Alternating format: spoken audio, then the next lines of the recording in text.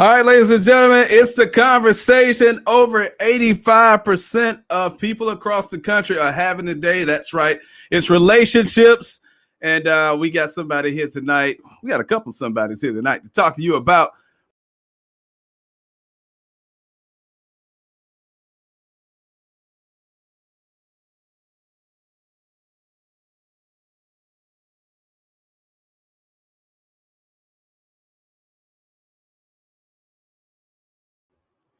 how you can be the only one he ever needs. Oh my goodness.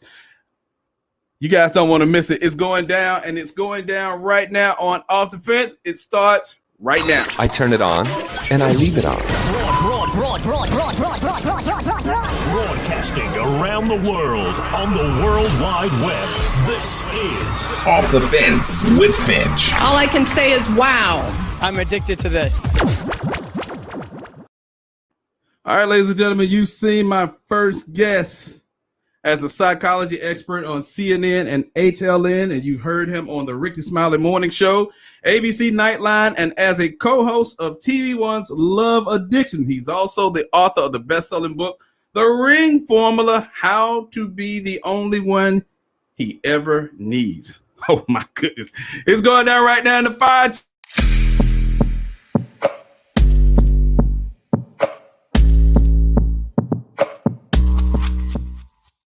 Ladies and gentlemen, please welcome Dr. Alduan Tart. Hey, what's going on, my friend? Long time no see. Yeah, man, it's been years, man. We did this, 12 years ago on the radio. I know, man. Time flies. Both still looking young, though. You know what I'm saying? I was going to say, you look extraordinarily young, man. What you drinking?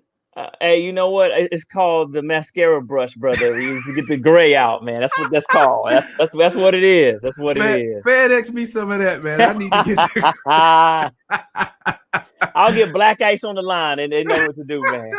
Black ice, huh?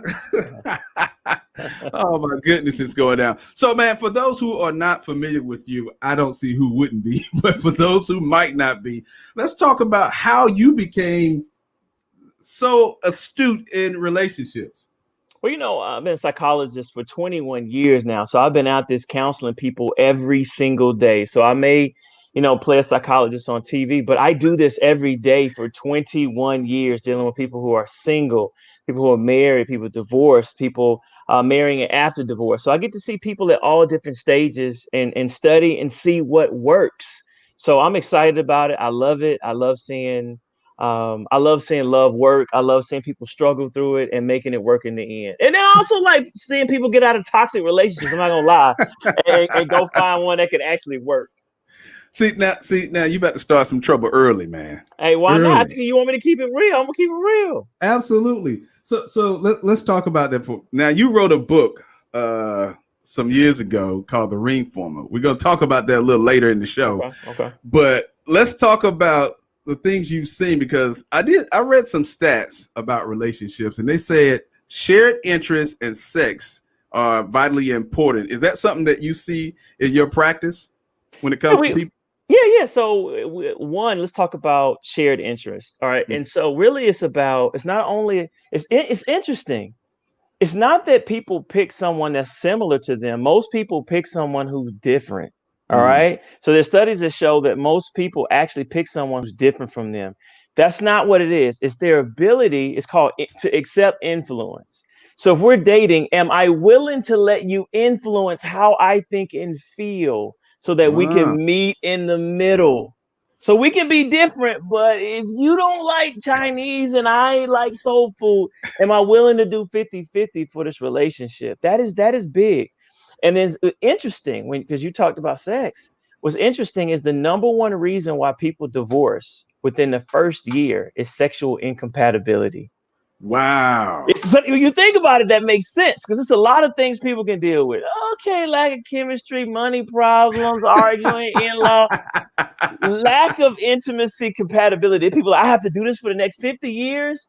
And so that's why we talk about it in premarital, where that was typically taboo for the church. Now everyone talks about compatibility so they can make sure that's not the number one reason why they are separating after they get married.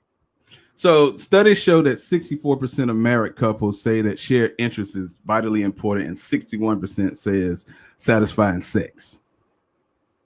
Now, All right, 56% says sharing household chores. Now, I don't know how that plays into the equation, but well, it goes together. But it goes together because we have this new idea about wives right now. So it's not like woman's at home taking care of the household. She is working as well, but we still have these old school ideas that she's still gonna cook, still gonna clean, still gonna iron our shirts, still gonna take care of the kids, while she's pulling down the same load, if not more, than her spouse or her boyfriend. So when husbands step up to take, we call it chore play. Okay. All right, when you take some of the chores off, your wife actually has room to actually feel intimate, to be sexual, because she's not in maid mode, cook mode, chef mode, vacuum mode. She's able to actually be in a place where she can date you. So there are a lot of men, they do one or two things. They say, all right, tell me what chores I need to knock out so that we can be together tonight. Or I'm open to spending more income to bringing in a maid service, doing whatever we need to do, having mama come over to fold some towels, whatever needs to happen so that we take the load off of you so you're not exhausted by the end of the night. That's what's happening. A lot of people are just exhausted. Now let's talk about what kind of guys have that you found in your practice have that mindset of she got to do all these things, cook, clean. She works the same amount of hours he works, and he expects her to do all these things. What kind of guy is that? Most. Really? Most, when you think about, now remember, I'm here in Georgia, so it's a different kind of guy that's in Georgia than in California or New York, right? Or in a different country, all right, or in the Caribbean. So it's totally different guys.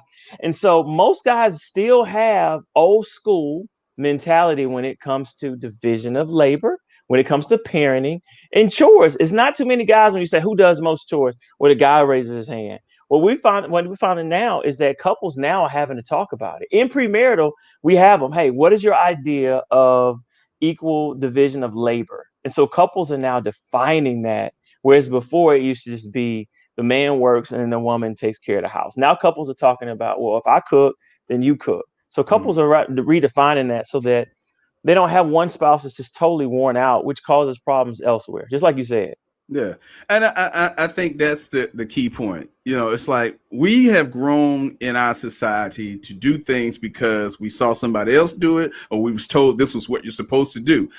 Not ever looking to define our own, what works for us in a relationship or not. That's what I'm finding with people. No, it's real. I mean, today's man is different from our fathers, like you said. A lot of men know how to cook. There are a lot of men that say, I go ahead and give our daughter a bath. And a lot of men is like, look, I'm not the breadwinner. My wife is, and I'm cool with it. It just depends on where you are in security with your own career. And so men realize that things have changed. It's not our parents' relationship, but how do we make it work? It's interesting. I had a conversation with our oldest daughter, who's 14, about just gender roles. Mm-hmm. All right. And we have very different gender roles. All right. I was like, like the man should pay for most of the dates and the man should have the responsibility of the household bills by and large. She was like, why? Why wouldn't it just be 50-50? I was like, okay, you're not dating. You're just saying it. You're going to get taken advantage of, girl. But it was a dope conversation because she didn't see why it could be 50-50. With women's equality, women can do whatever men can do. So why should he be responsible for the majority of the bills when she could do it equally when it comes to income and generating revenue? Right. All right, ladies and gentlemen, we are having the relationship conversation. We have Dr. Alduan Tart. He's here. He wrote the book, The Ring Formula. Now, you wrote that book how many years ago? Man, I can't even remember. It's been at least I think it's been at least a decade because I met my wife. She read the book, and that's how we semi-connected. So I Get know it's out of here. yeah, we've been together for 11. So you're probably right about 12 or 13 years ago, man. Yeah. So we actually now because my wife and I met as underground matchmakers. Okay. All right. I was underground matchmaker. She was underground matchmaker. We got together and did an event. We actually started this program called the ringformula.com where we come together and give relationship advice. So you get the wife's perspective on dating, you get the husband's perspective on dating, and then we help singles negotiate what's going on in this world right now, how to attract a mate, how to catch a man. It's only for women though. So they're getting advice from a man and a woman about what men want. And then people are really interested in my wife's perspective. Like when she was on the single scene, how do you navigate this? And so that's been going extremely well. So y'all check out ringformula.com. Ringformula.com. All right. So we're going to talk about a little bit of those formulas that you use in the Ring Formula, because you use the subtitle, how to, what does it say? How to be the only one he'll ever need? Right. Ooh, right. So basically, how to be the one. So when you talk to married men, okay. All right, and when you sit down and talk to them, how long in your conversations how long do they say it took them to realize that the woman they were dating was their wife? What do most men say? Some of them it's a while. Some of them knew within a matter of months. Some of them still have no clue. Right. Yeah, most time when you talk to men, they tell you right away. When I met her, I knew she had the potential to be my wife. When you ask her, how did you know you found the one? They tell you right then and there. When I met her, I knew she had wife potential. And this dating, because in 3 seconds, 10 seconds, no more than 10 minutes, whether a woman has potential to be your wife. And so it's really helping women to understand that men are really looking for the one. It's different from when we're young, where some men are trying to sow their oats, or some men are trying to play. There comes a part in most men's lives, not all, but most men are married. They come to a point where they're like, I'm ready to settle down today. And I'm looking for the one, not 8. I'm looking for the one woman that I can bring home to mom and spend my life with to be my friend. Okay, so let's look a little closer to that, because across this country, you have a host of men who might be watching this. They might be listening on one of the podcasting platforms, and you have a host of women. You've met thousands of them across the country. And we always have this thing where I'm not sure if you're the one yet. Is it more so the man not being certain of what he needs, what he desires in his life, or is he playing games, as some of the women normally say? No, I mean, most men know what they want. A man that wants it, men that are decisive when it comes to the woman that they want. Now, if you have a man that's indecisive, chances are he's indecisive by his career. He's indecisive about how he wants to look. He's indecisive about his money. He's indecisive about his investments. But there are a lot of men that know exactly what they want. And when they meet her, men become possessive. They do everything they can to be able to say, I need you to let go of anyone you're talking to. Pay attention to me, because I've dated my whole life to find the one. And now that I found you, I'm ready to commit and take you off the market, because I want to possess you as my wife, not control you, but I want to be able to earn the right for you to say, yeah, that's my man. That's my husband. Why? Because married men are happier, healthier, and wealthier, according to the research. And so when you look at most households, the older you get, the more men marry. The older men get, the less you see men who are single. And I'm going to tell you this from primary care physicians. When men start turning 45, 50, the primary care physician tries to convince men to date. Why? Because as they get older, they realize you're going to need a wife to be able to care for you. Wow. I mean, that's real. Listen, I just had gallbladder surgery maybe about 2 months ago. And in the lobby, unfortunately, it was mostly men there, but it was wives all over the place. When I woke up, my wife was right there. When they make you do the mandatory wheelchair. All right, your wife is right there. So as you get older, you need someone to take care of you. It's a matter of survival. I guess I got to start dating now. You do. Anytime, brother. Anytime. The women here in Atlanta are plentiful, but I know they are in Cali as well. But the studies show that it's harder to date in bigger cities than it is smaller towns. Well, why is that? Selection, distraction. So much going on, especially in Atlanta, man. There's so much distraction going on.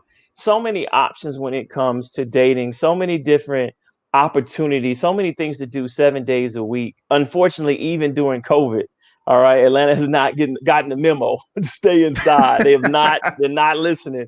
All Uh-uh. right. So it's so many different options. But you know this, you can date 20 people and none of them can be the one. So when you find that right one, everything feels different and you don't take it for granted like you did when you're young.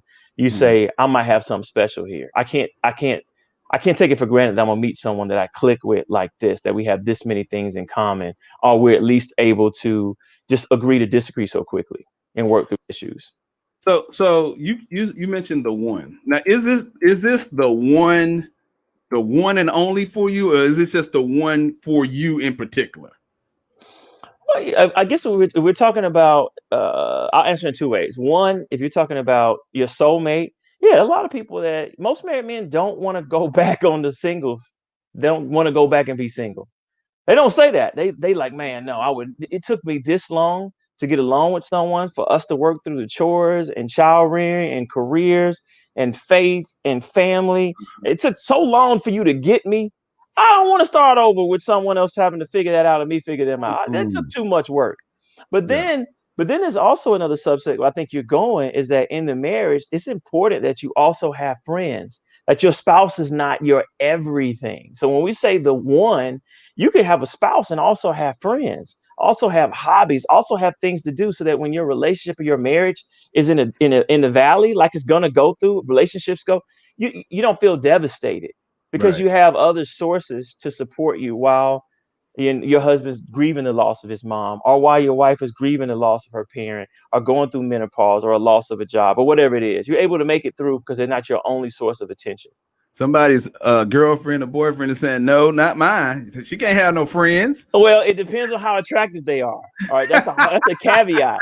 That's a caveat. In the research, they recommend it is a bad idea to have friends who you're attracted to. Yeah, because that attraction is there, the connection is there. You go through a valley. What's stopping you from crossing the line other than self-discipline? And we know people's self-discipline varies. People don't have self-discipline. Come Well, on now. you know what? You have to work on it. When I sit and talk to men, like at men's retreats, and we talk about lust, we talk about temptation, and we talk about this, the demolition of your marriage and your family when you do get caught cheating. All right. Men want to know how to have more self-discipline. So that's when we start talking about fasting. We start talking about exercise. We start talking about prayer, because that's teaching you to resist on a regular basis. And it's actually teaching you self-discipline. If you don't practice it and your self-discipline muscle is not high, and you're an attractive man or woman who travels a lot and people have access to you, Lord help you. You better have some discipline. You better have some discipline. Listen, we're talking. I told my wife, there's two people I don't think I'm gonna have discipline with. That's gonna be Riana and Janet Jackson, and hers is Usher and Genuine. So unless they come around, we good. That is hilarious. Ladies and gentlemen, we're talking to Dr. Alduan Tart. Now, again, if you guys have questions, some of you guys inbox me questions for the last couple of weeks. This is your time to ask your question. You can type them in the chat if you're on YouTube. You can type them in the chat if you're on Facebook, and we'll see all your questions and we'll ask them right here tonight. So let's talk about the ring formula, because a lot of people want to know how. A lot of women probably want to know, how do I be all he ever needs in this lifetime? How do I become that? What would you say would be step one per se? Self-confident. Ah, You have to be self-confident in yourself. So if you see yourself as unique, then a man's going to be able to see you as unique. And when you poll men and you say, what type of woman do you like? They like all types of body shapes. When you look at married men, their wives look the variety. You don't see them looking just one way. right. But which each man says is that she walked like she knew she had it going on. She talked like she had it going. She knew when we were dating, she had a higher standard for me. She acted as if I should treat her like the one. So the first step for women is to be able to have self-confidence. And that means that you know what you bring to the table because once you know who you are and you know what value you bring to a man's life, you behave like it, and then the man follows suit if there's that mutual attraction. Where women run into trouble is that they look for a man to add to their confidence, or Ah, they feel like if they please the man. So these are women that date narcissists. So if I just focus on making the man happy and I don't have that many needs myself, the right. relationship's going to go well. That's just a recipe for getting played. So you need to be confident. You need Okay. to be happy. You need to know that you need to be a wife already. You need to be wife material in your mind already before you meet him. And then you're going to have marriage-minded men knocking down their door like, hey, let me talk to you. Hey, what you talking about? So you saying you need to be marriage minded before you get married. Right. So there's an age where women are, but you have to kind of ask and see where men are. But when a woman is ready and she knows that she's a wife, she will attract a number of guys because guys can sense energy. Guys can sense confidence. Guys like confidence. Your confidence makes me confident. You actually just like quick story. I was in California and I was dating this young lady and she went to the bathroom and I was at the bar and there was this other one, man. She was so funny. She was a comedian. I was all in her mouth. I ain't gonna lie. I was all in her mouth. I was laughing. I was leaning over. I even think I had my hand over, like you crazy. And so I looked up after like 10 minutes and I realized, man, my girl been in the bathroom a long time. I looked to the left and she was standing behind me. All right. Wow. So it was that uncomfortable silence. But I'm weak, bro. I can't take that. So I was like, look, I'm just gonna call it like it is. It looked like I was all in that girl mouth. Can we fix this right now? Because I don't want any smoke. All right. And I was like, it looked weird, but she was a comedian. She had me laughing. I was cracking jokes, but I wasn't trying to talk to her. If you want me to introduce you to her right now, we can go ahead and end this right now so you can see. And she said, I'm not even tripping. Look at Wow. me. Look at me. Oh, Look at her. look at her. All right, we All got a right. question here, man. Why are some women so self-centered? Yeah, I don't think that's a gender problem. I think there's some people who are just self-centered. All right. And so those people you should not be in a relationship with. You might be talking about some narcissism or at least some narcissistic traits. All right. So what is narcissism? Thinking too highly of yourself. Well, Mm. guess who they tend to be in relationships with? People who think too less of Well, yeah, themselves are yeah, not enough. So yeah. you have to ask. You'll never see two narcissists date. They're going to be Right. like, man, yeah, I wish you would think that I'm going to push play on you all the time and Yeah. not get 50-50. So I think there's some people that they're just not good. They don't have good interpersonal skills. They don't compromise. They don't play well on the playground. They want to relate. If they're Barbie, they want a Ken.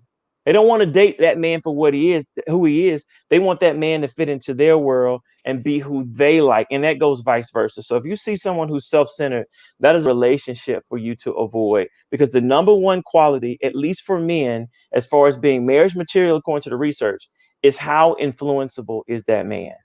That means how open is he to allow his wife to have an imprint on how he moves day to day.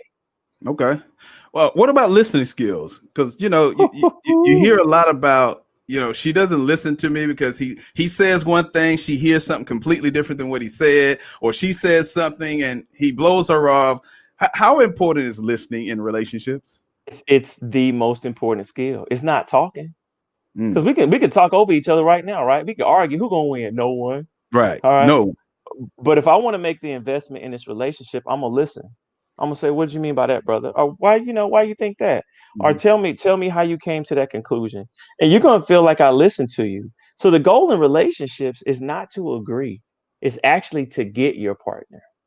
Okay, I get where you're coming from. I don't see the world the same way, but I totally get how you can see me coming in and taking a shower before speaking to you is disrespectful.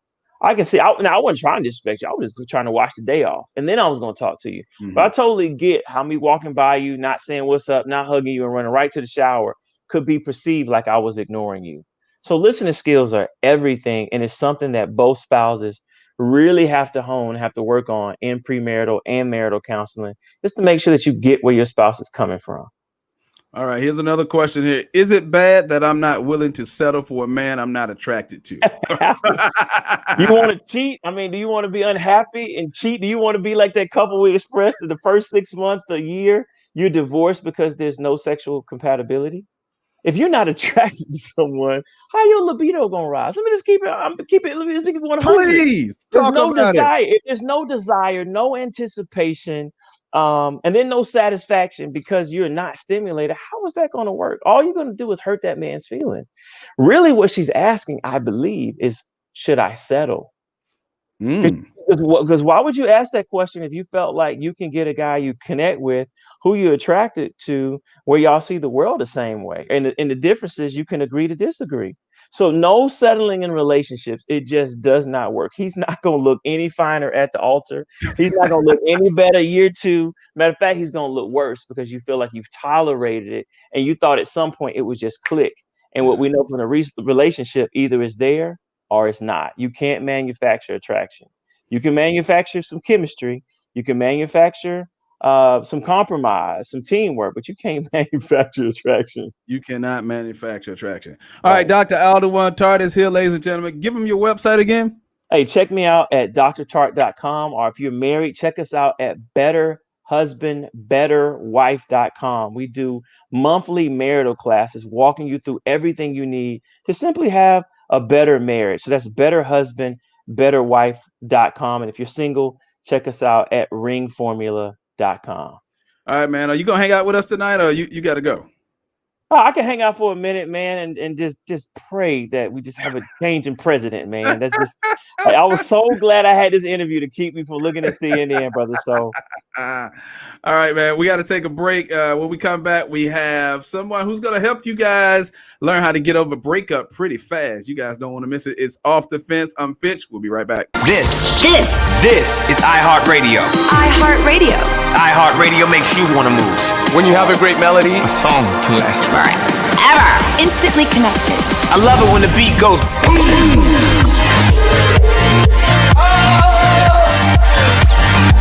iHeartRadio is the way I get to you. The biggest song, the biggest artist. All in one place. iHeartRadio. I'll see you there. All right, guys. My next guest is known as the hypnotic heartbreak healer with the power of hypnosis and neuro-linguistic programming. He helps those going through a breakup get over their heartbreak faster so that they can bring passion and purpose back into their lives. Ladies and gentlemen, he's in the peek through right now.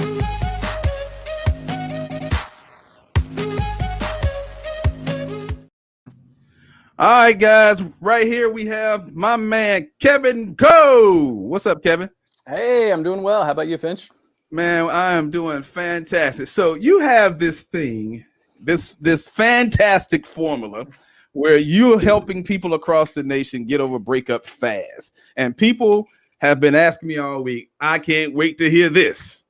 So let's get into it. Let's talk about it. Getting over breakup fast is a bold statement that many people talk about. So before we get into how you help people do that, let's get into how you came to be Kevin Coe in this whole room, man. Yeah, well, I actually, a lot of how I became Kevin Coe, the breakup healer, was in the beginning. I needed to learn how to get over a breakup. I was a train wreck back in the day, over 24 years ago, and and I thought that I was quote unquote codependent. But what I learned along my journey was I wasn't codependent. I lacked independency. I didn't know how to be happy on my own. I didn't know how to feel good within myself.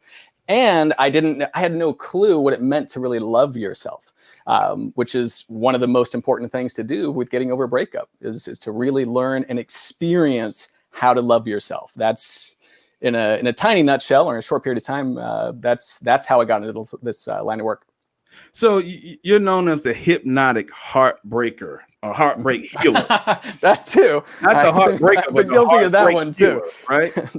Yeah. So how does hypnosis play a vital part in helping people get over a breakup?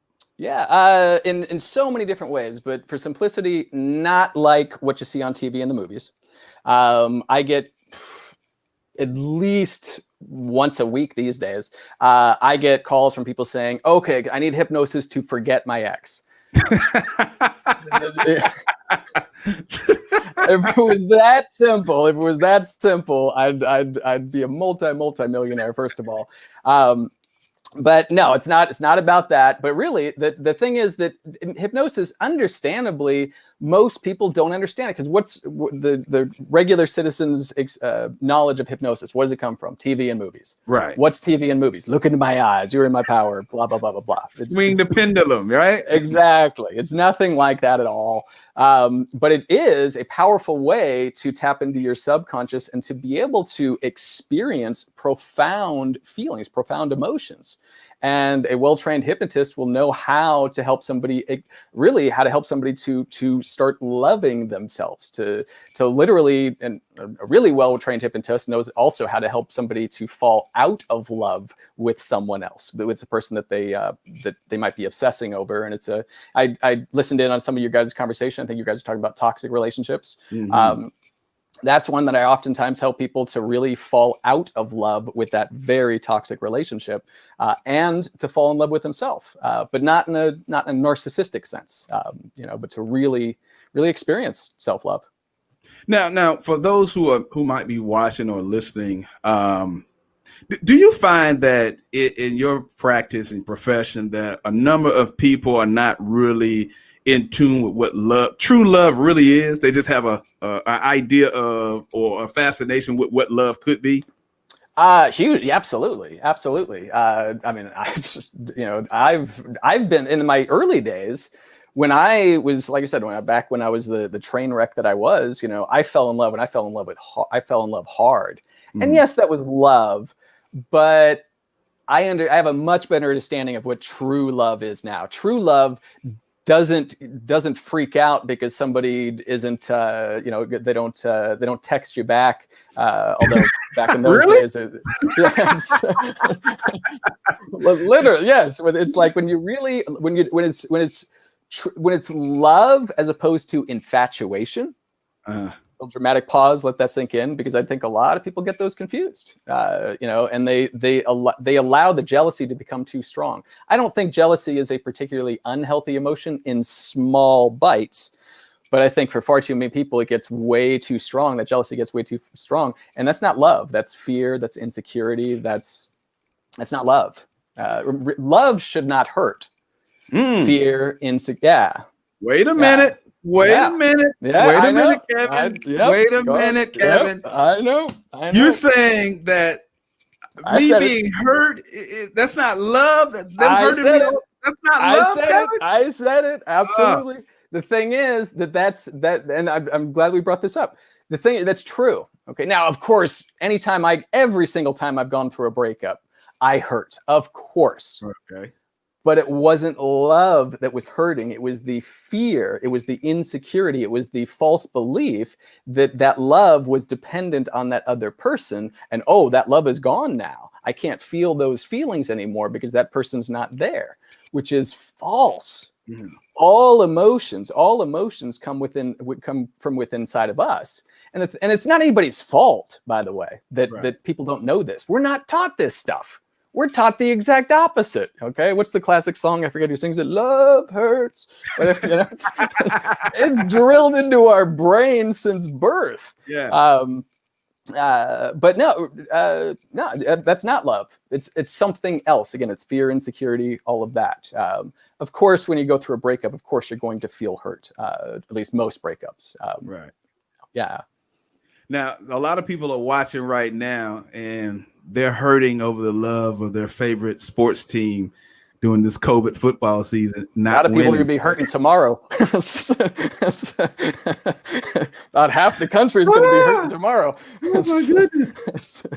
So let's talk about somebody, let's say, because we're talking about getting over a breakup fast. If you guys are just joining us, if you're joining via YouTube or Facebook, if you're on YouTube, go ahead and subscribe to the YouTube channel. Make sure you click the notification bell so that you're notified each and every time a new episode appears. But let's talk about the breakup factor, because oftentimes we've invested so much into a person or a situation, and it's difficult for us to tear away from this situation or even this person to get over this period. Like, you got some people right now who have been over maybe divorced for 3, 4, 5, 10, sometimes longer than that. What would you say to somebody right now who's listening or watching? How do they move past that period of turmoil or injury?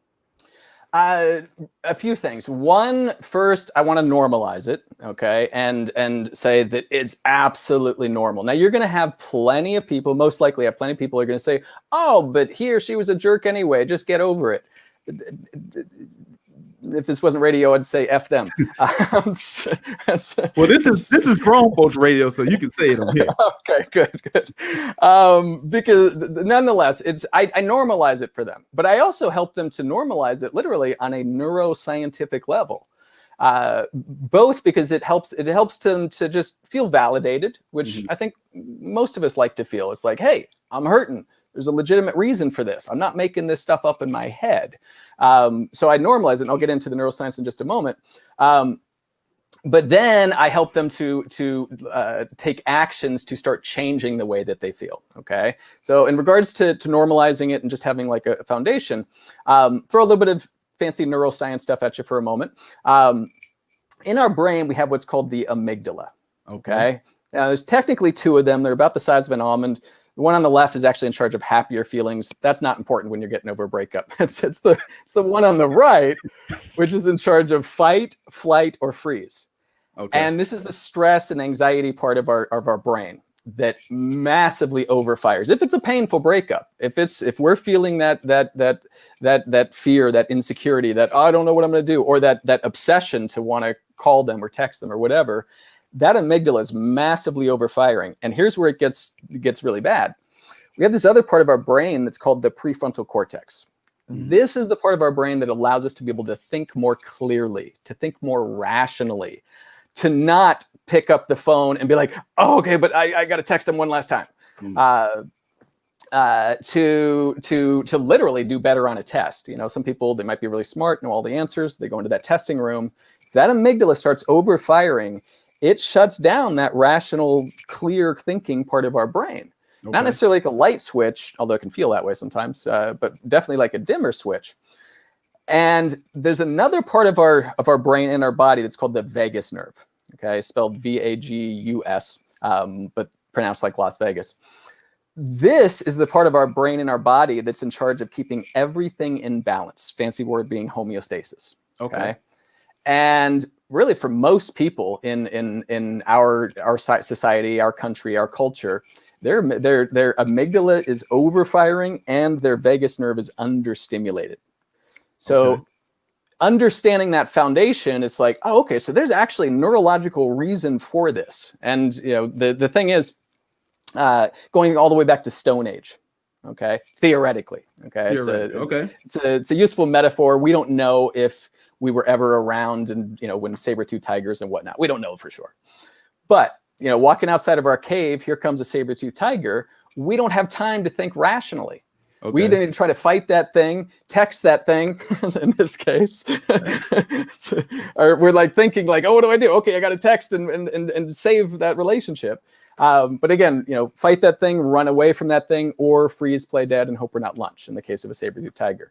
But again, that part of our brain is still doing that, and it does that in breakups as well. So how do we stop it? How do we slow down that amygdala, stimulate that vagus nerve, and simply put, how do we start feeling more in balance, more in emotional control? The first, most important thing is proper breathing. Now, if your audience is like most of my clients, then a part of them is thinking, breathing. Yeah, people tell me, oh, just breathe. But most people don't have a clue how to breathe properly. Most people they breathe shallow from their chest. I've taught yoga instructors that'll ask them to take a deep breath in, and they'll do the same. They'll go, and that's not the way we're supposed to breathe. Okay. What's the proper way? The proper way is to be breathing from our diaphragm, just a fancy word for our belly. Okay. Thing is, our diaphragm's right about here. It's designed to drop down into our belly area. The camera can't see it, but drop down into our belly area. And when we inhale, the belly should expand. Most people, when they take a deep breath in, they breathe from their they suck in their belly. I'm checking mine right now because I got a daddy body, but I don't have any kids. A lot of that going on with COVID these days. I have to watch the dad bod myself. I'm like, I used to be a skinny dude. What's happening? But nonetheless, so when we inhale, we should be letting our belly expand. That's really foundation for everybody, going through a breakup or not, but especially when we're experiencing high anxiety, which I'm sure probably one or two of your listeners are dealing with a little bit of anxiety tonight. Right. But that's number one. Now, another one that is, it just plain sounds woo-woo, but I'm gonna quickly throw the neuroscience because I already laid the solid foundation, so I can say it fast. I'm gonna share with you that Om chanting, Om, which probably to most people understandably said, what? That's woo-woo as hell. Right. But there's actually modern day neuroscience to back up why these bald dudes in orange robes have been doing this for thousands of years. Mm-hmm. Because it freaking works. They show in MRIs, technically fMRIs, functional MRIs, which means kind of like a movie versus a still picture. It shows that absolutely it slows down that amygdala, that right amygdala, and it stimulates the vagus nerve better than really just about anything that I know of that we can do ourselves. Okay. Literally medical science is come a long way, and they actually have medical devices that sometimes they implant in people that are dealing with severe anxiety, severe depression, and sometimes epilepsy. And they actually implant something called a vagus nerve stimulator. But you know what? You don't need it if you're willing to practice stimulating your own vagus nerve. And if people that are just now tuning in probably think, well, what is he talking about now? He's talking about stimulating the vagus nerve. Yes, it's the joy of stimulating your vagus nerve that you're learning tonight. But nonetheless, by just Om chanting, okay, and I'll demonstrate briefly, but just taking a deep breath in through your diaphragm, through your belly. This microphone will probably tune it out because it's designed to tune out noise, and it sounds like noise when I Om chant. But just simply taking a deep breath in.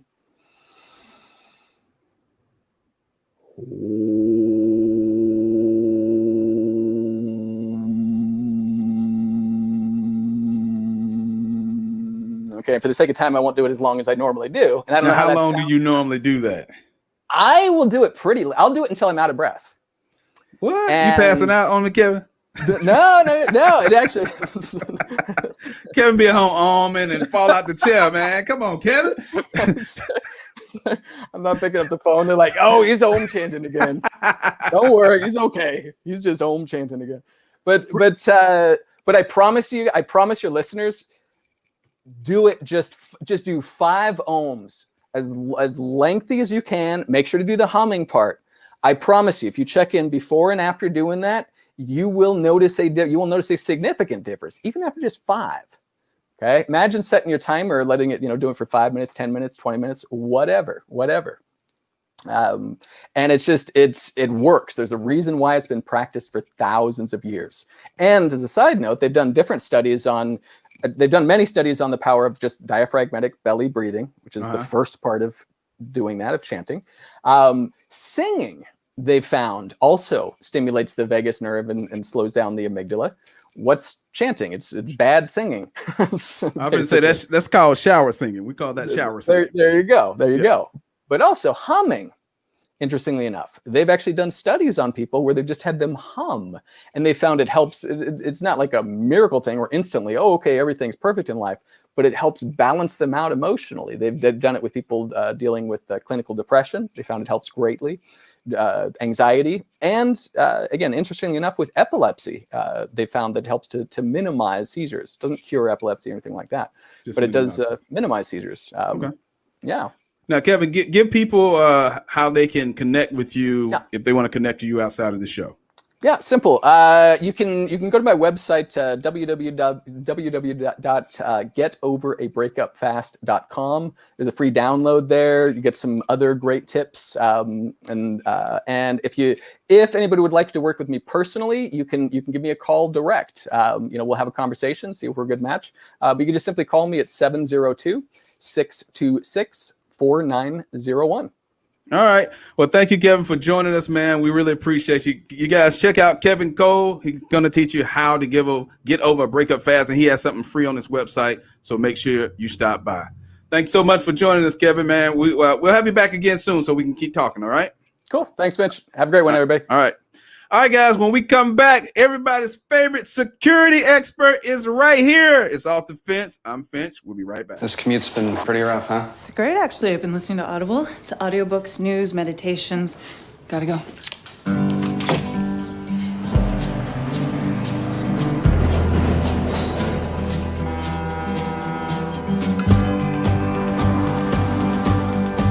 Hey. You know, I do think it's weird you've started commuting when you work from home. I'll be in my office. Download Audible and start every day off right. All right, everybody's favorite Homeland Security Secret Service MI-16 B316 resident security expert. He's here with us right now, and he's helping you conquer.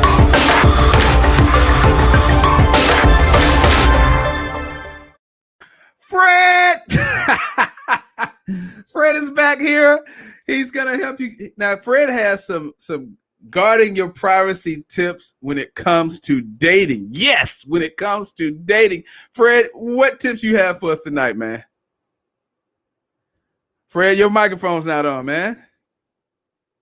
You got to put your microphone back on, man. Sorry about that. How you doing, my friend? Hey, man, we good. All right, so you got a couple, about 3 good dating tips when it comes to security, because people oftentimes, especially in this day and age, are talking about how do I guard my privacy when it comes to meeting somebody new online, out at the grocery store, whatever the case may be. And you have a few things for us tonight. Absolutely. So listen, in today's society, things have changed so much. Back in the day, kind of dating myself, we used to always use the term getting the math. And this is going to seem a little bit like I'm talking directly to the ladies.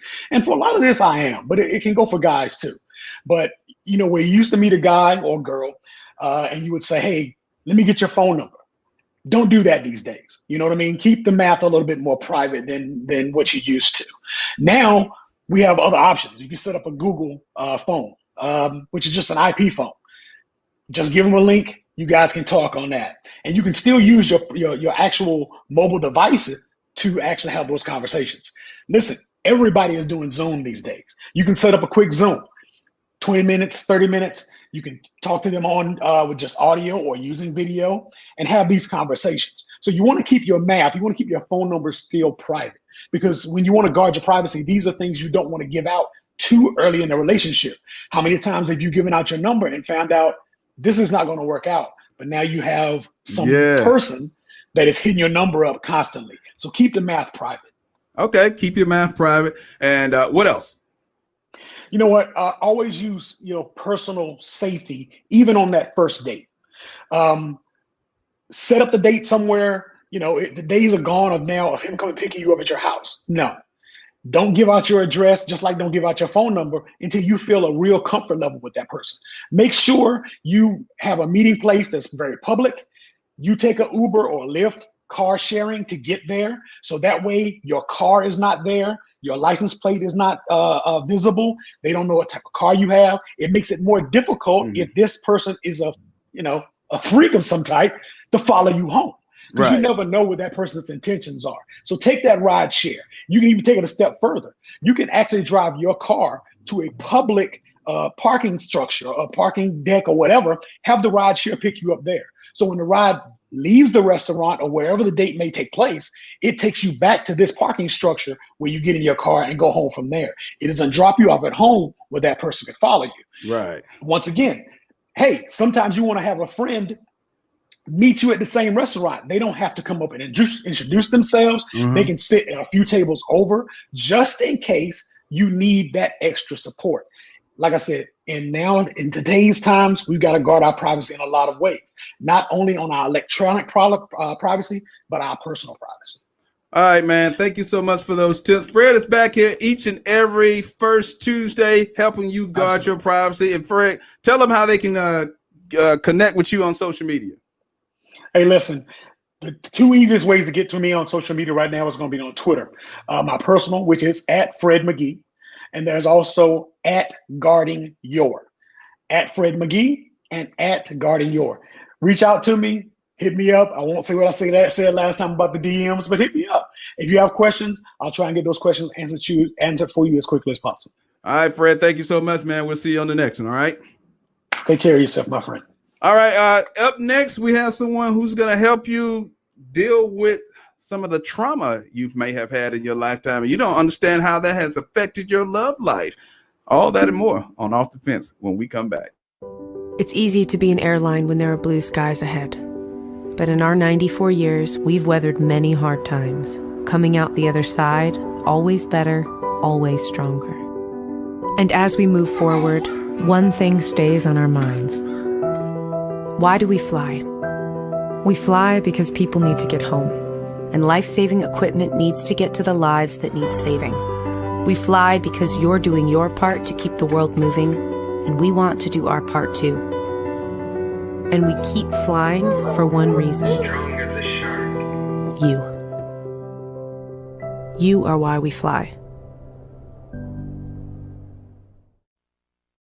You are why we fly, American Airlines. This segment is brought to you by American Airlines. My next guest is a CERT Global Life, Love, Trauma, Recovery, and Mindset coach. She specializes in helping adults heal from unconscious childhood and love relationship trauma. She's also the host of the phenomenal podcast, Lessons in Life and Love. Ladies and gentlemen, she's in the talk of the town right now.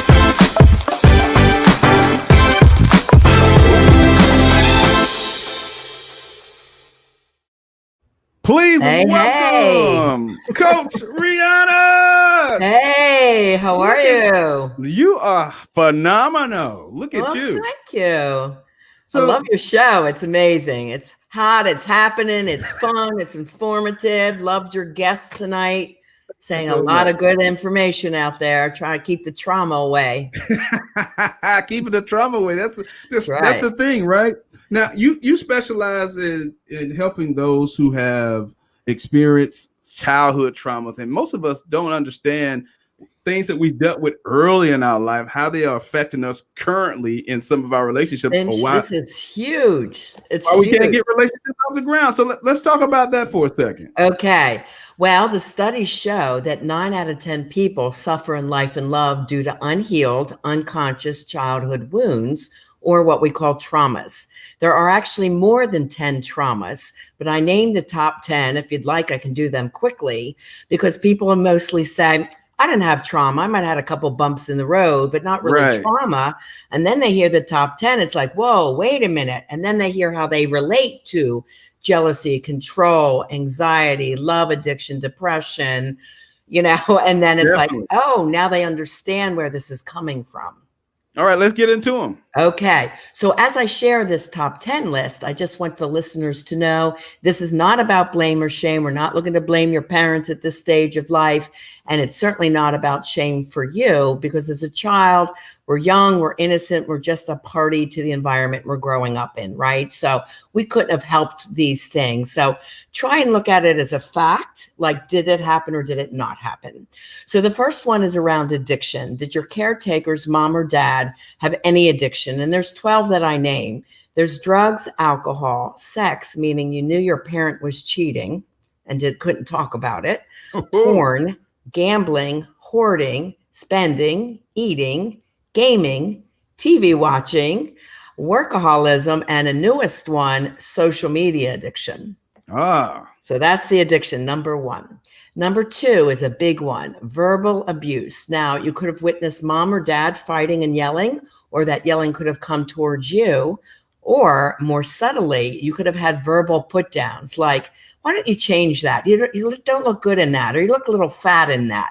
Things like that, or not hearing the words, I love you, or getting compliments like, great job, kiddo, I'm proud of you. These verbal messages are extremely important to grow kids up with confidence and self-esteem. So if you are hearing the negative messages or being yelled at, another type of verbal abuse is not being talked to at all. In other words, passive aggressive, they were mad at you and didn't talk to you for several hours or days. So verbal's a big one. The third one is emotional abuse or neglect. The fourth one is any kind of physical abuse. And then that could have been outside of the home too. So even if your home life was perfect and you walked to school and you got beat up by a bully every day, that's still childhood trauma, but outside of the home. Okay. So any kind of physical abuse or hitting, also sexual abuse, rape, or molestation, that all falls in the same category. Okay. Next one is abandonment. And this causes a lot of different issues in adulthood. And there's two types. There's fault and no fault abandonment. So a no fault abandonment would be a parent that happened to die early, if they went off to war. And I worked a lot in schools with kids of trauma when they were going off, and the kids can't concentrate. They're worried if mom and dad are going to come home safe. Right. You know, so this is a big one. Or like the one I had, my dad was on the road traveling a lot, but that's how we supported the family. Right. And what made it worse is we didn't know where he was because he was FBI and CIA. Whoa. So we couldn't tell the family. And I remember asking as a kid, where's dad? When's he coming home? And my mom's, well, I don't know where he is, in disgust. You know, so it's one of those, if the parents on the road a lot, but that's how they support you. It's no fault. Okay, now fault abandonments are different. If you never were in that child's life, if you were in that child's life while you were with the other partner and then the broke up and you don't see the child, or even people within the home, but they're not emotionally connected. They're not going to the kids' sporting events or supporting them or helping them with homework. They're just kind of shutting down and not emotionally involved. Right. Okay. All right. The next one is if you were adopted, part of foster care, or needed to go live in another person's home because your parents couldn't take care of you. Trauma number 7 is also one of the most profound. I call that personal trauma. So that's if you felt different in any way as you were a child. You could have been an overweight and chubby child, skinny and gawky and called a nerd. You could have had asthma, so you couldn't have been on the sport teams, or African American in an all Caucasian school and felt different, or our kids coming out as LGBTQ and didn't feel that they would be accepted, right? So there's so many messages around, I'm not good enough, I'm not worthy enough. So anything like that, of course, being bullied or teased is a big one. Now, what about being a chubby adult? Well, hopefully by then you've grown into your own adulthood and you're proud of whatever you are. Chubby, thin, it doesn't matter, you know, because the heart is what's most important, the personality, of course. Coach Reed, right? Somebody would disagree with that. The heart. That's what's most important. Well, you know, there's some adults right now dealing with some self-image issues, and they stem from some of those things you talked about that happened to them as a child, and they haven't been able to put those things into focus. What would you say to someone who's watching or listening right now who may be unaware of what some of their childhood things are affecting them from their parents, like their relationship with their mother or lack relationship with their father? Let's go into that a little bit. How do these show up? Okay. Number 8 was sibling trauma, feeling not as good as your sibling. Number 9 was growing up. It's family trauma. So maybe growing up in a dangerous neighborhood, moving a lot like the military families have to, and being displaced into schools. And also a big one in trauma, number 9, is community trauma, which we're all experiencing today with COVID. Right. All around the world. So when people say, well, I didn't have trauma, my kids don't have trauma, guess what? We're all impacted with trauma today, gang. So, you know, that's what I say. 90% of us have it. And the standing joke is the other 10% are sociopathic and say nothing's wrong with me. You know? So we all have something. And then trauma number 10 was mental health issues in mom or dad. The 2 most difficult was bipolar or borderline personality.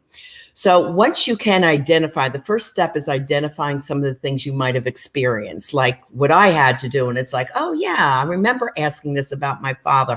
So just kind of going back into your childhood and seeing which ones you have. Then in your adult life, there's something called RSS, relationship repetition syndrome. And this is someone that chooses a toxic person over and over and over again. Swear they're going to get it different this time after writing 15 self-help books, and then they still attach to a toxic personality type. They're there, why do I do this? Right. Well, it's the childhood dynamics that are still unhealed. And trauma stays stored in the brain and the body cells. And there are definite procedures that I use with my coaching clients. I work with singles and couples, younger, all the way up to 73. From 16 to 73, I work with men and women, straight and LGBTQ, because childhood trauma has no prejudice. So I help everyone that's interested in healing this. So jealousy and control, for example, that comes from trauma number 7, not feeling good enough, not feeling like you're measuring up, or hearing those messages, you're no good, you'll amount to nothing. Those kind of messages stay really deep inside. Okay, so we have to retrain the brain to think differently. It's all mindset work. It's actually mind, body, spirit, vitamin therapy. People may come to me, a lot of them on psychotropics. I use vitamin therapy, meditation, all holistic mind, body, spirit for healing and growth. Abandonment issues, if you've had any of those, something like I've mentioned, that leads to codependency, love addiction. That could be if you break up with someone and consciously you say, I know they're not good for me, but then you go back. And then it happens again. And then you go back again because the soul is craving that love so much. So we have to teach someone like that more self-love, right? And more conscious awareness to what they're attracting.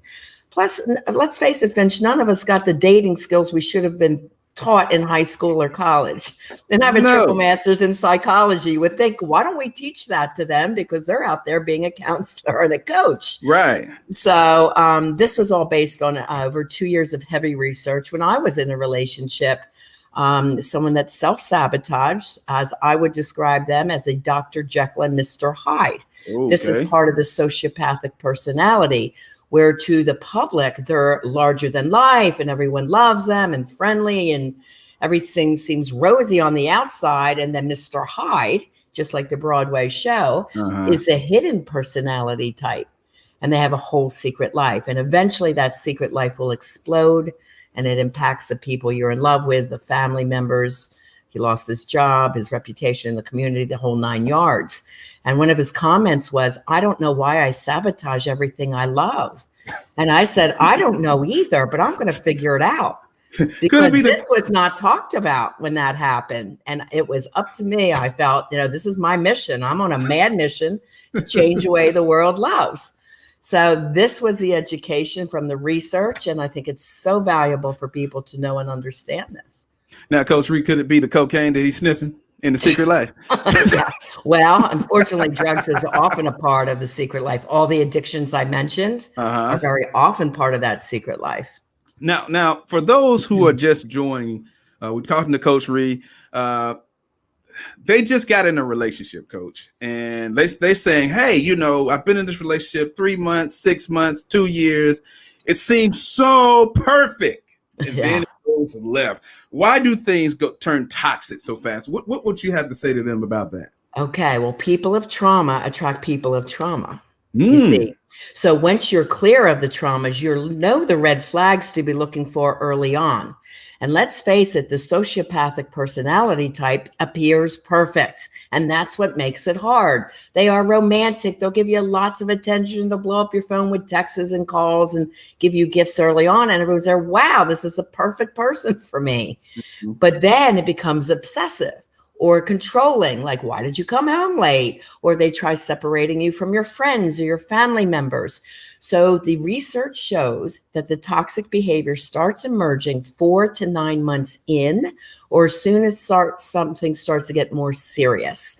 So it could be asking to be exclusive, or an engagement, or moving in together, a marriage, or a child. This is when the personality can start really changing. Mood disorders come in, maybe more engaging in substances, more alcohol, more pot, things like that, because they're not able to hold it together, so to speak. They still call it pot. I guess so. That was my generation. Weed, I don't know. What do you call it? They call it reefer. Weed. Oh, all right. Yeah, they have so many names for marijuana today. It's ridiculous. We couldn't keep up. So here's a question here. Should you be giving unconditional love to conditional relationships? I say you need to know what an emotionally healthy, evolved, and conscious relationship is before you enter one. So let me break that down. Evolved means being your highest and your best self. So for all you singles out there, you want to feel amazing about yourself, self-love, your life. You're not looking for someone to rescue you. You're not looking to move in on someone or be a part of their job. Like your life is together. You're happy. You're evolved. There's no cheap drama in your life, right? So your life is solid because when it is, you're not going to settle for someone else's who isn't, right? So that's what evolved is. Emotionally healthy is there's no baggage going on. There's no mood disorders. There's no addictions. Actually, spirituality, having some kind of a higher faith, shows and research two people of higher faith that are together have the best and longest lasting, most honorable relationships. So that should be a trait people are looking for.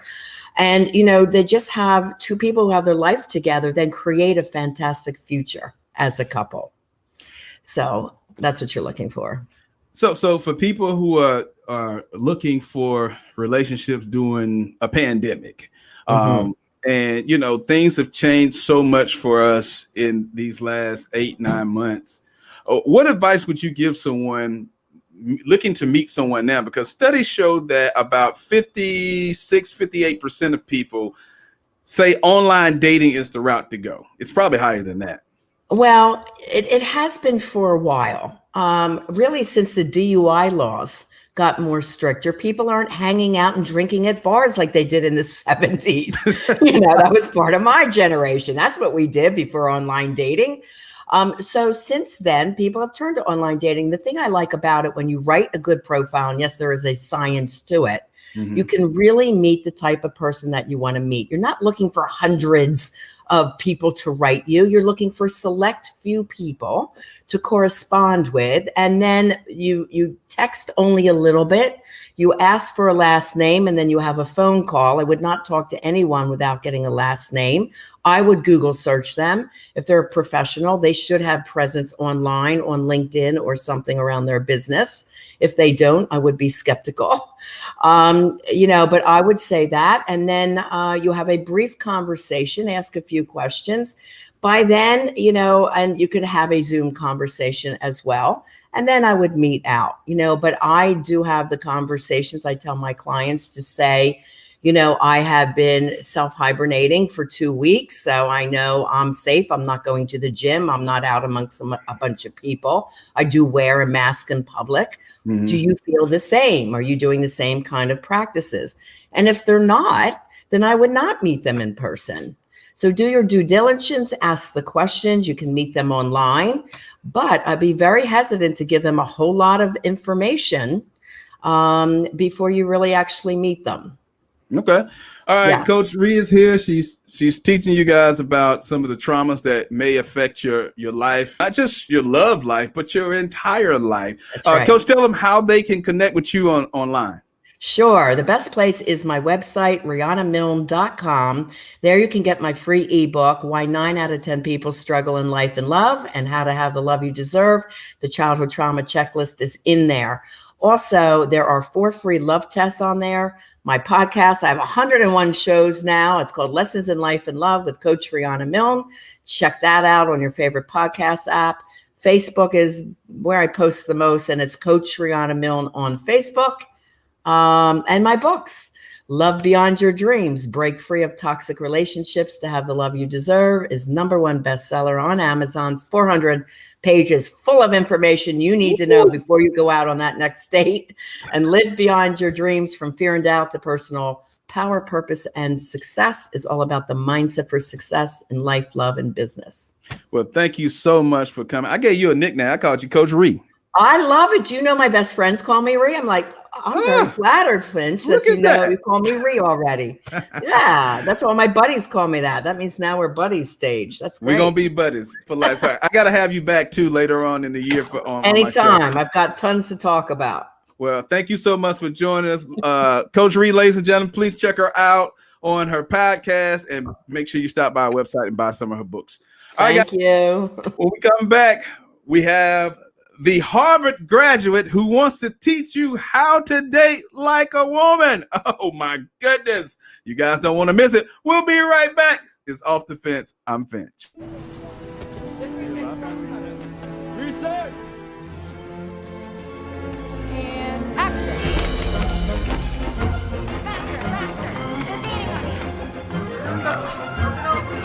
Got it. Make her spin, make it spin. There you go. Gorgeous.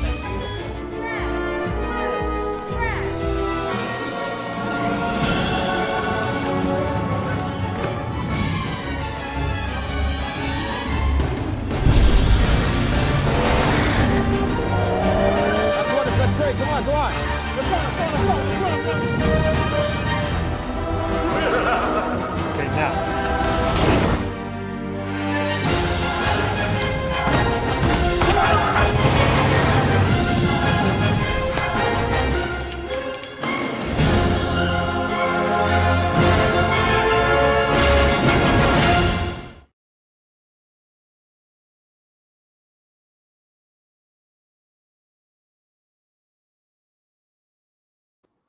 All right, guys. My next guest is a Harvard and Howard Law School graduate. She's the newest, most unique voice in the dating and relationship space, and she is highly educated, and she has some tips right here in the one shot. She's coming up right now.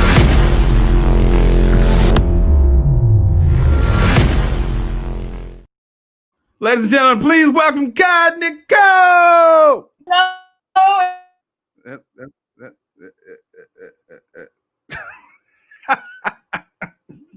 I think she's froze. Did we freeze you? No, I don't think so. Okay, there you go. We can hear you now. All right. Wonderful. Hey, welcome to the show. Welcome to Off the Fence. Thank you. Thank you for having me. Well, you know, we had to have somebody who's going to teach women how to date like women, because that's unheard of these days. Well, you know, just like your last guest said, they don't teach dating skills, you know, to young women or men, actually. That's and true. Right now, it's more important than ever. It's definitely more important than ever. Now, a lot of women are talking, hey, how do I date like a woman? I'm already a woman. I think I've been dating like a woman, but you have some very secrets and recipes that you want to share tonight. What's the number one thing that people ask you about your best-selling book? Well, usually the thing that people are shocked about is dating is not the same as Date is not the same as what? Oh, you know. She's froze again. You froze again. All right, so dating is not the same as what? Okay, so dating and relationships are two separate things, and people tend to bottle them up in one thing, huh?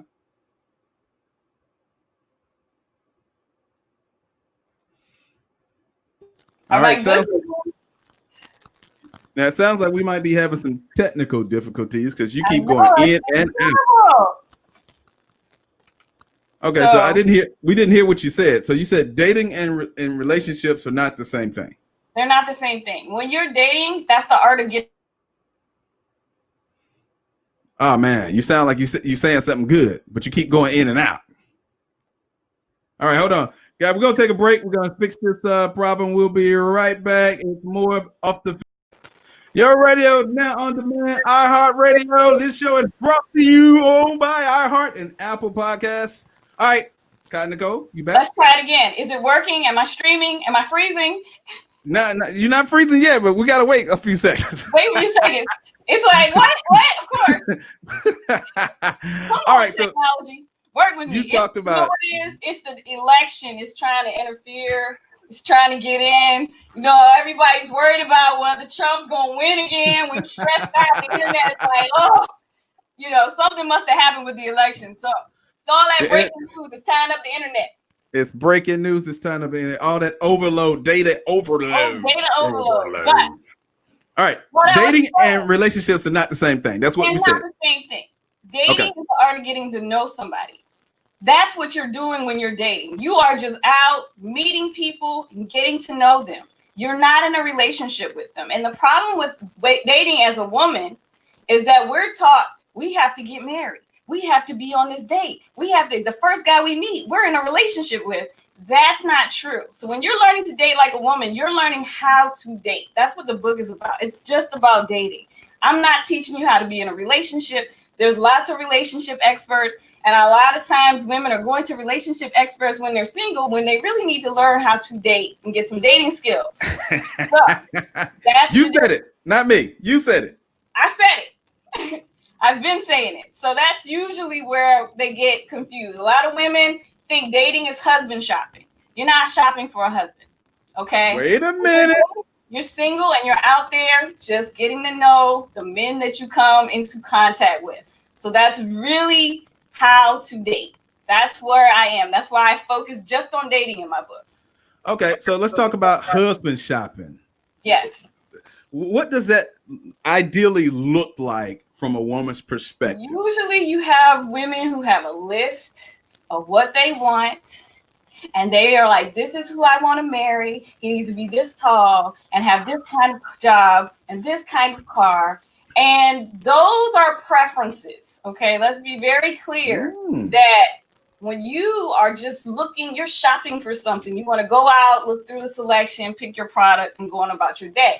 Dating's not that. And you'll never get that if that's all you're doing. You're not, like, the thing that women are having a hard time with is that they are trying to grab their preferences and put it in a package and pick that out, when really you should be learning about yourself when you're dating, learning about the other person, and seeing if there's a compatibility there.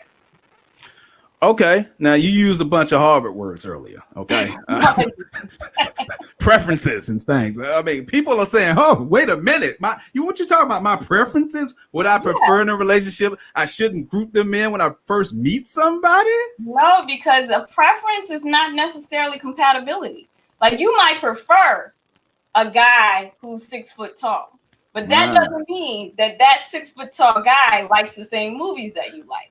Or likes the same food that you like, or likes to talk about the books that you like to read. Those are compatibility things. The problem is, if you're always looking for preferences, you never get to know the person to see if you all even have anything in common. That is an interesting perspective, and I guess that's why you are one of the unique voices in this space, because a lot of us are taught one thing as children. We've talked about this all night, ladies and gentlemen.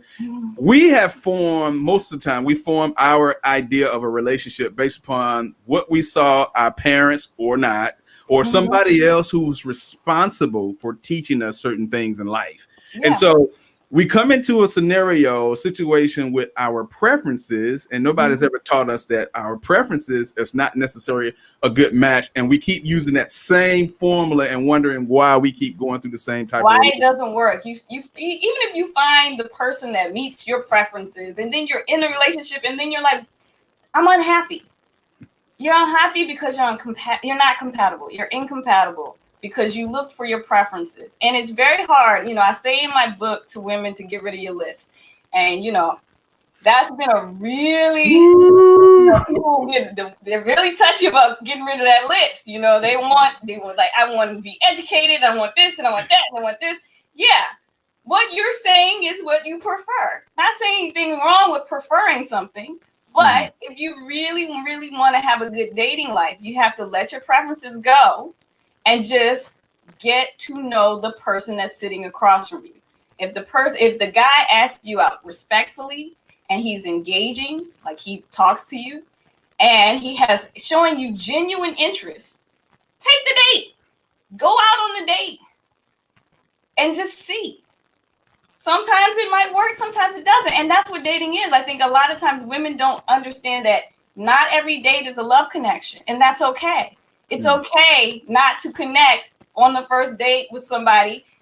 That's all right. You might not. But the point is, you get to know the person. It's a skill. Being able to talk to somebody, tell somebody about yourself, learn something about them. That is a skill. And if you don't have that skill, your dating life is going to be dry.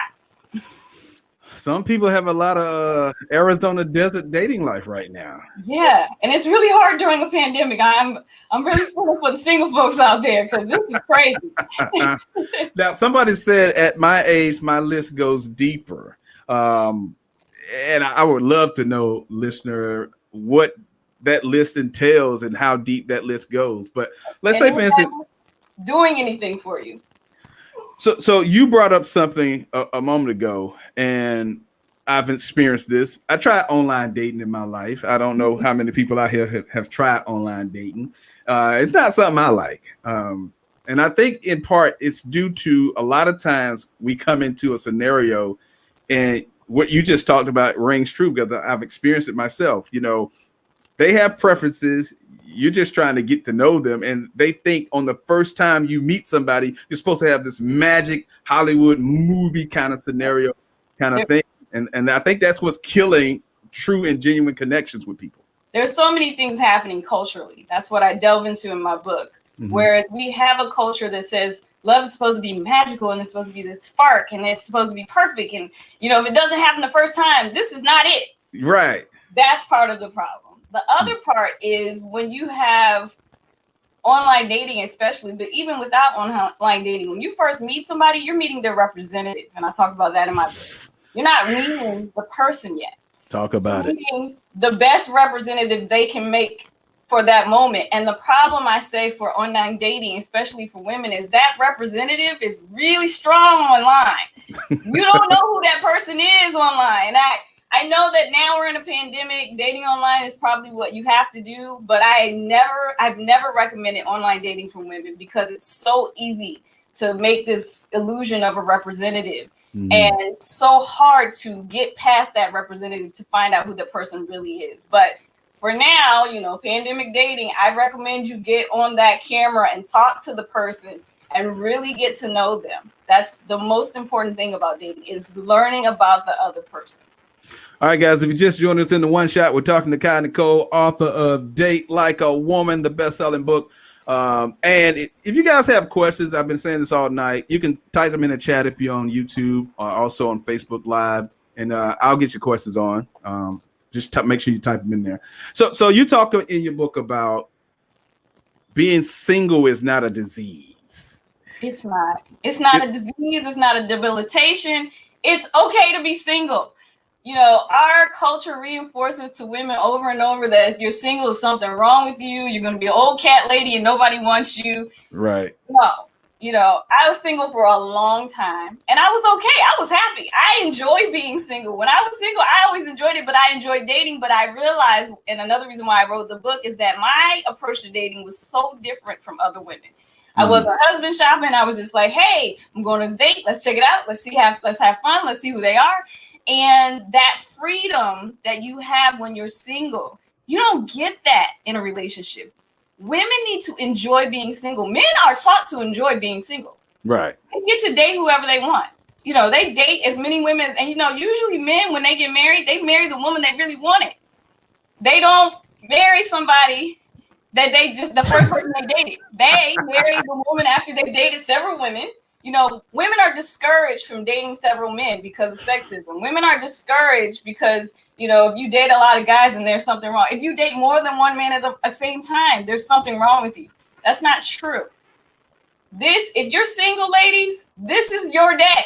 This is the time to have all the fun you can have right now. Just go. If the guy asks you out, take the date. Build your dating skills, because the more dates you go on, the better you are. More men will be interested in you. And this is true. As like one of your guests said earlier, confidence. Mm-hmm. Dating brings confidence. The confident woman gets the man. You know, she gets the man she really wants. And your confidence will build the more that you date. So it's really important to get out there and talk to guys. And, you know, like I said, pandemic is making things very difficult right now. But, you know, get online, go on Facebook, go in the groups, chat it up, talk to people, because you will ultimately have some guy see you and reach out to you. And I don't mean DMs, I mean right on a public post, because that's what you're looking for. Guys who risk something to talk to you.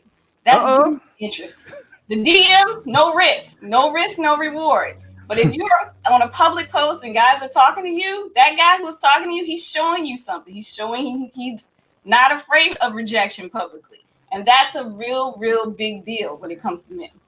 Now, that's also a slippery slope because, we oil up and slide in the DMs because we don't want that in a sense. And then when we do go on the public post, now we gotta think about in this day and time, screenshot, and now you reposting about us. And it's like you can get screenshot in the DMs.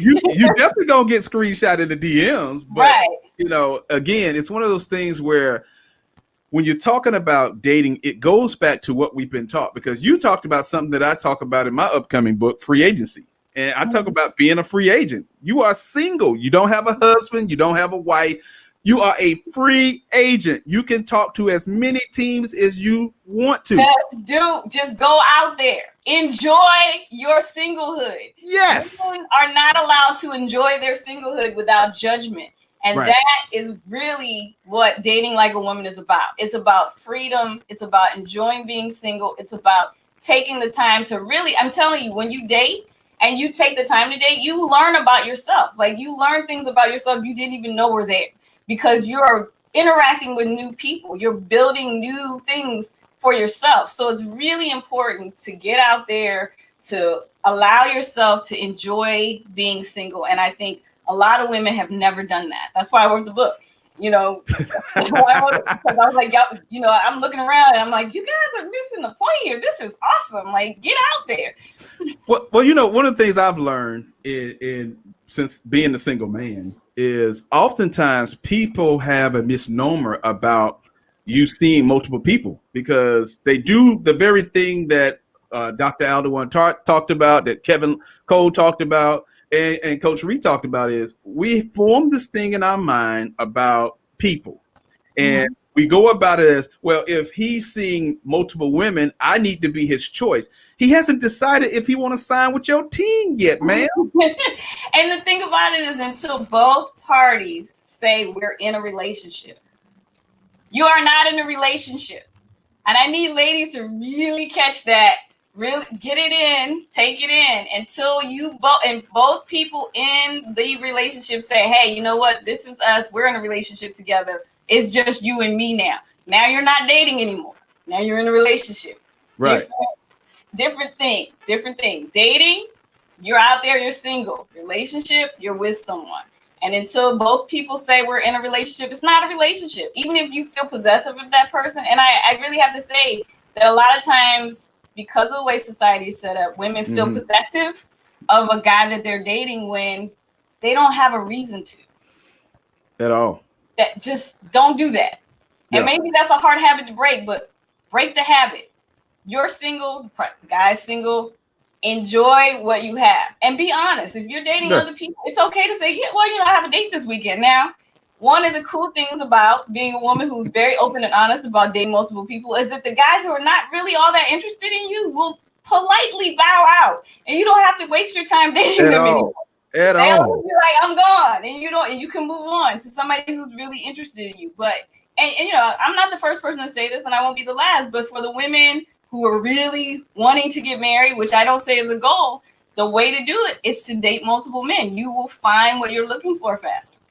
Yeah, and you got to know what it is that you desire. I think a lot of men and women go into relationships, or they go into the search or free agency. That's what I call it, free agency. They go into free agency not knowing what type of team they really want to play for. And I have this saying, Kai. I say, we sign with a team because we like the way the uniforms look. We get with people because we like how they look. We're attracted to their outer person, but we don't know anything else about their insides. And it's almost like, I give this example, LeBron James. He just won a championship with the Lakers. But do you guys truly understand how that happened? He was with a team for 7 years and he couldn't win a championship. He decided to go to another team who surrounded him with other players that he could win with. He won 2 championships there, went back to his old team, won a championship there, came out to Los Angeles, and has now won a championship with them. You guys got to start looking at that. That's the formula. You got to get with a team who is built to win. That's what I say when it comes to relationships. You can only do that by seeing what's out there. You got to see what's out there. You got to meet with all the teams in the NBA. You can't just beat one team and be like, this is it. This is it. It doesn't work that way. You have to get out there and see what's available, see who's there, see if it works. And again, the list is not helping you. I know ladies want to hold on to that list, and I get in a lot of trouble for saying, you got to get rid of the preferences, but that holds back a lot of women.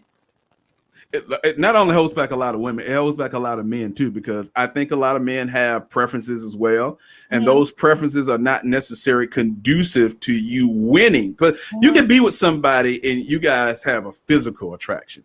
But you got to understand, my aunt and uncle has been married for 60 years. 60. And you got to think about, if that's your goal, that you want to be married till death, you got to get rid of those preferences. Yeah, well, you also have to make sure you're compatible. Like, people don't realize that when you're in a relationship, you're spending more time together inside in the house doing normal, mundane things. Yep. You can't sit next to that person and do normal, mundane things and be happy. That's not the right person for you. You're going to be stressed out and unhappy. Like, it's not going to work. That's what usually breaks up relationships, is incompatibilities. Someone says they are actively recruiting. Now, let's talk about that for a second. What should actively recruiting consist of? Oh gosh, it's so much different with not being able to leave the house. But for me, when I was actively dating, I spent a lot of time going to events and things that I was really interested in, like film festivals and brunches and happy hours, and being in spaces where I knew that whatever the activity was an activity I enjoyed. That means that the other people who were there were doing something that they and we both like doing the same thing. Yeah. And so then when you're there, you have that, you don't have to run up to a guy and be like, hey, but you do your thing. Ladies, look nice, smile, just a little eye contact can get you a long way, just be welcoming. And usually most men, if they're interested in you, they will step up, take the hint. So that was before. Now, like I said, you're going to have to not so much get on the dating site, because I can't recommend them. I just can't. I can't do it.